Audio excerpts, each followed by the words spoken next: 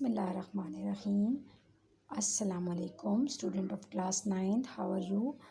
Hope all of you are fine and enjoying good health. Students, today we are going to study the chapter 8 of your biology textbook, which is on nutrition. In common language, we know that we obtain certain food, we process this food in our alimentary canal and obtain some important components from this food which is required for our growth and to obtain energy from it. In case of plant, this food is prepared for them by the process of photosynthesis. So, we can say that the nutrition is the process in which food is obtained in the case of animals or prepared in the case of plants and absorbed and then converted into body substances for growth and energy is called nutrition.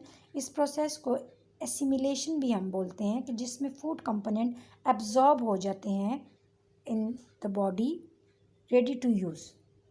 वो जो ready to use components होते हैं वो nutrients होते हैं.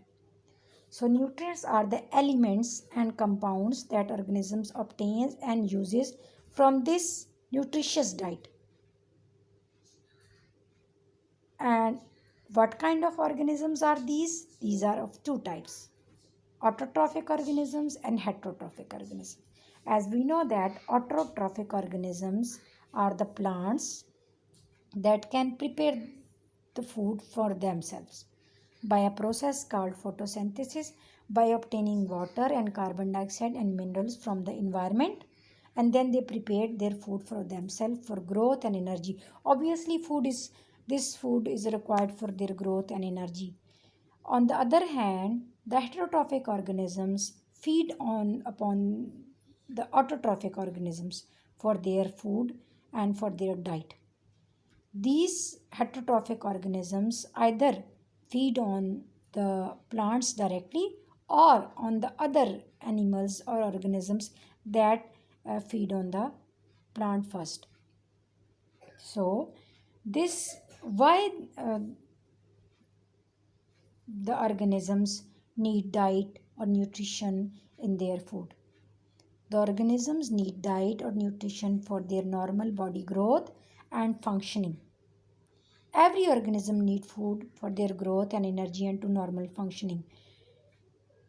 Now, what is the amount in which this nutrition is required by the plants? There are two types of nutrients which are required in large amounts are called macronutrients, and the nutrients which are required in small amounts are the micronutrients. The macronutrients include carbon, hydrogen, oxygen, nitrogen, magnesium and potassium. These are required in large amounts.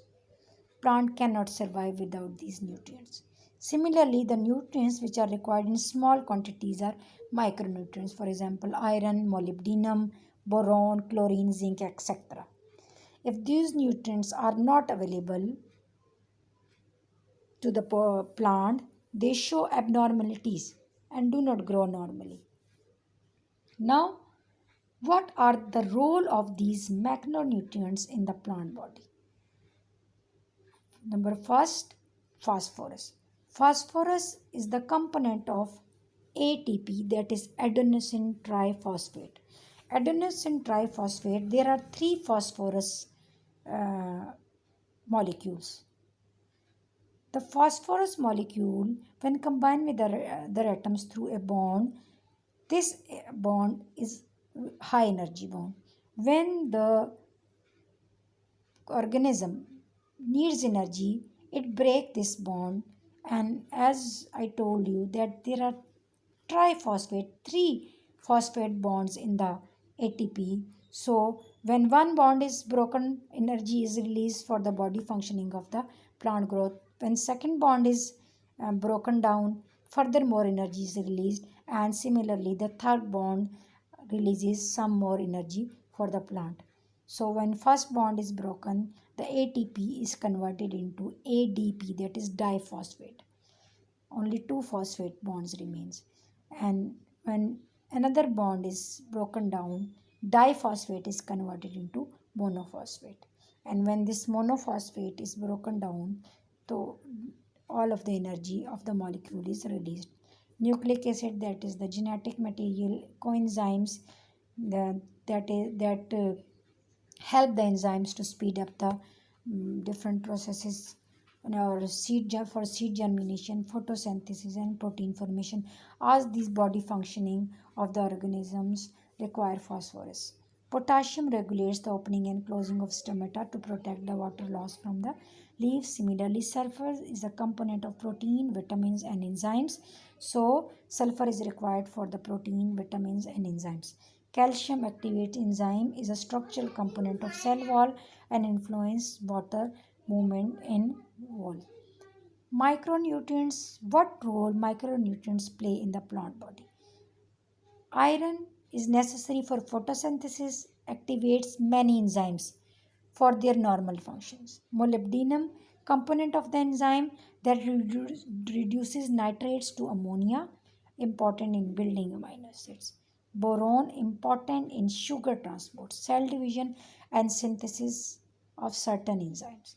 Copper, component of several enzymes, and manganese is involved in enzyme activity for photosynthesis, respiration, and nitrogen metabolism. Zinc required in large number of enzymes.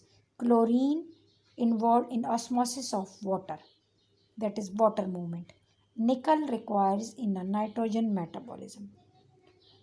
Hope you will be able to learn and memorize all these components, macronutrients and micronutrients and their role in the plant body. अल्लाह ताला आपको इस lecture को समझने में आसानी पैदा करे. आमीन.